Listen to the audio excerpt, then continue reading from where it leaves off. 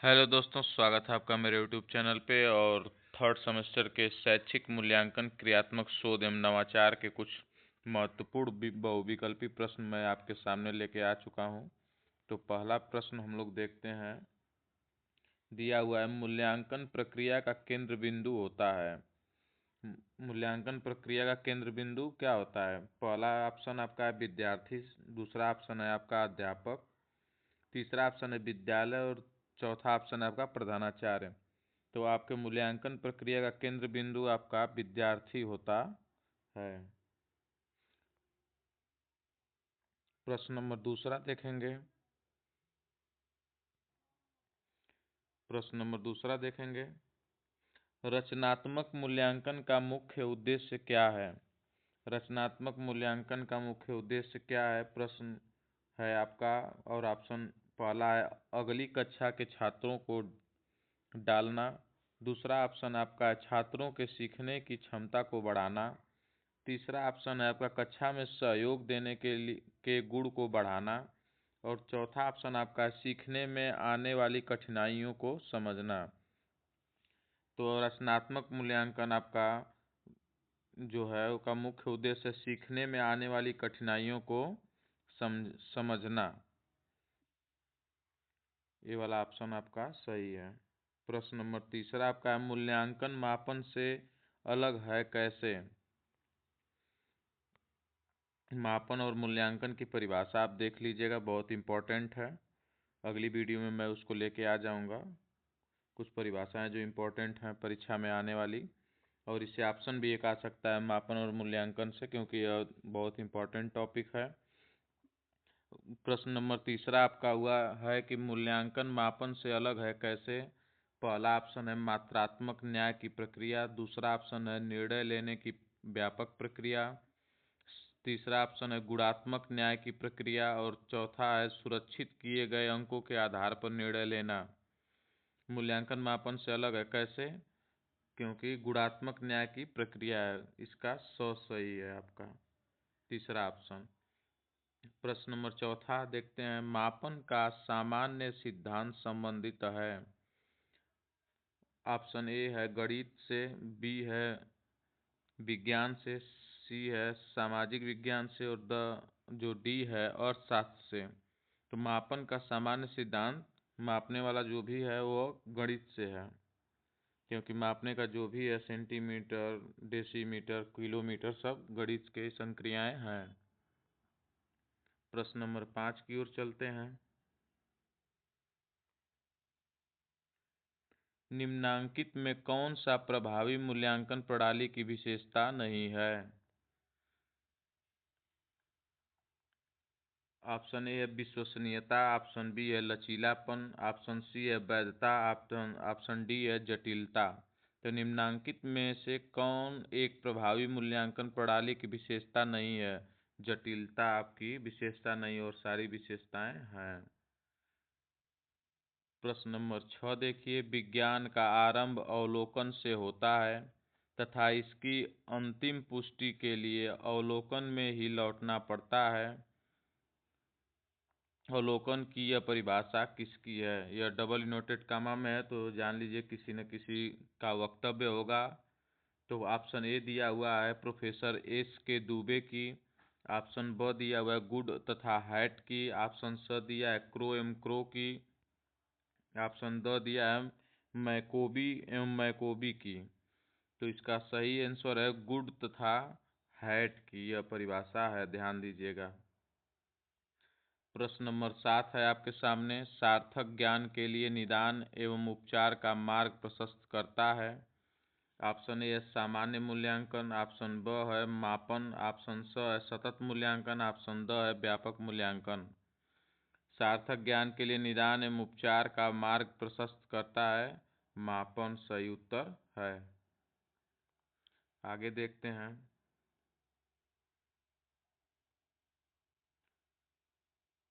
17 number आपका दिया, रीता ने भाषा में 60 अंक प्राप्त किए और 60 अंक का प्राप्त करना है, क्या है यह? एक मापन है। 18 नंबर दिया हुआ है आपका, प्रोफेसर स्टीफन एम कोरे की पुस्तक है। Improve school practices. मूल्यांकन की शैक्षिक आवश्यकता किसको होती है?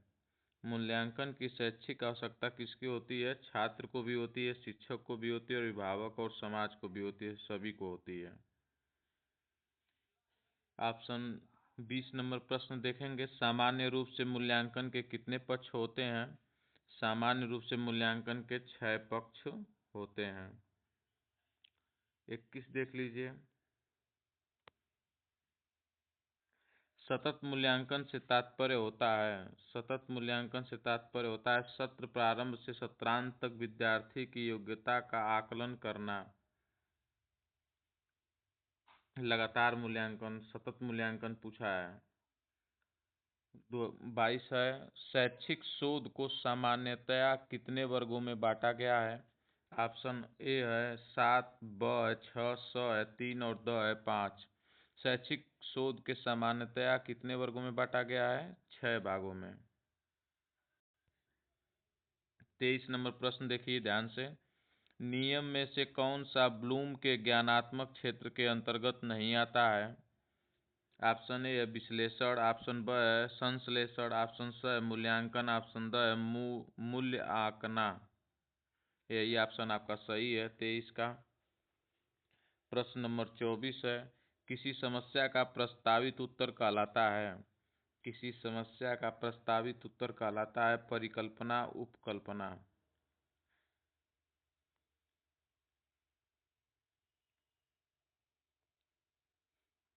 25 नंबर प्रश्न देखिए, किसी का कथन है, दिल्ली का लाल किला किसने बनवाया था? यह किस प्रकार का प्रश्न है? यह स्मृति संबंधी प्रश्न है। प्रश्न नंबर 26 है, निम्नलिखित में कौन वस्तुनिष्ठ प्रश्न प्रकार का प्रश्न नहीं है? बहुविकल्पीय प्रश्न, एकांतर पद, स है लघु उत्तरी प्रश्न, द है मिलान पद।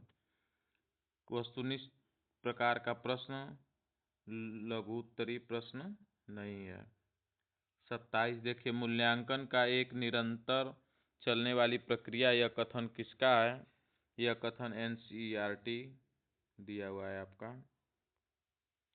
आगे चलिए,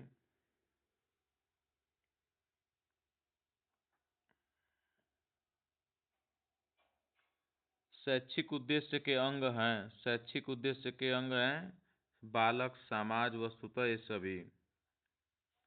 प्रश्न नंबर 28 देखिए, बौद्धिक योग्यता में बोध का अंग नहीं है, अनुप्रयोग। 29 देखिए, रीता ने गणित में 50 अंक प्राप्त किए और 50 अंक प्राप्त करना है, क्या है? मापन है। अब ऊपर भी एक क्वेश्चन ऐसा था, ध्यान दीजिएगा। प्रश्न नंबर 30 दिया है कि उत्तम परीक्षण की विशेषता नहीं है, उत्तम परीक्षण की विशेषता नहीं है कठोरता। 31 प्रश्न 31 देखिए ध्यान से, ज्ञान, बोध व अनुप्रयोग का संबंध मूल्यांकन के किस पक्ष से है? यह संज्ञानात्मक पक्ष से है। प्रश्न नंबर 32 है, मापन किसी निश्चित स्वीकृत नियमों के अनुसार वस्तुओं को अंक प्रदान करने की प्रक्रिया है, यह कथन किसका है? यह कथन SS स्टीवेंस का है। 33 देखिए, मूल्यांकन प्रक्रिया को सामान्यतः कितने भागों में बांटा गया है? सामान्यतः 4 भागों में बांटा गया है। 34 नंबर देख लीजिए, शैक्षिक नवाचार से क्या तात्पर्य है? शैक्षिक नवाचार से क्या तात्पर्य है? ऑप्शन ए अधिगम प्रक्रिया में नवाचार, ऑप्शन बी है शिक्षण विधि में नवाचार, स है ये दोनों, द है इनमें से कोई नहीं। तो आपका दोनों है, अ भी है और ब भी है, दोनों। तो ऑप्शन आप स लगाएंगे, ये दोनों। 35 नंबर दिया, मूल्यांकन अनुरूप है, मूल्यांकन क्या है? विधि के अनुरूप है। ऑप्शन 36 नंबर देखिए, ऐसा परीक्षण जो बार बार प्रयोग करने पर एक जैसा परिणाम देता है कहलाता है, वो कहलाता है विश्वसनीयता। 37 है, उत्तम परीक्षण की विशेषताएं हैं वैधता, विश्वसनीयता और व्यवहारिकता, ये सभी हैं।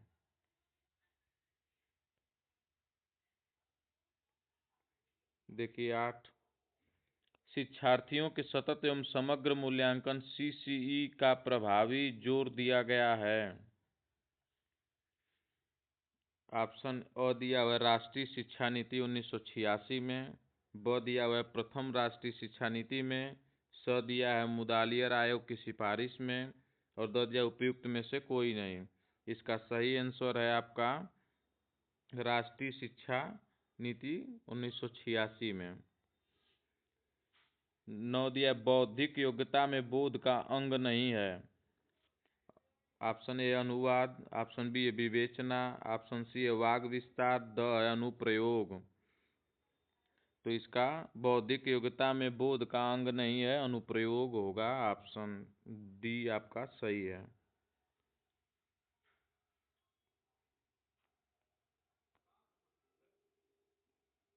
प्रश्न नंबर 10 देखिए ध्यान से।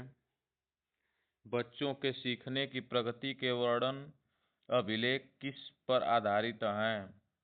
ऑप्शन ए है मौखिक तकनीकी, ऑप्शन बी है परियोजना तकनीकी, स है अवलोकन, द है अभिन्यास तकनीकी। बच्चों के सीखने की प्रगति के वर्णन अभिलेख किस पर आधारित हैं? अवलोकन तकनीकी पर आधारित हैं। ऑप्शन सी सही है आपका। 11 नंबर देखिए।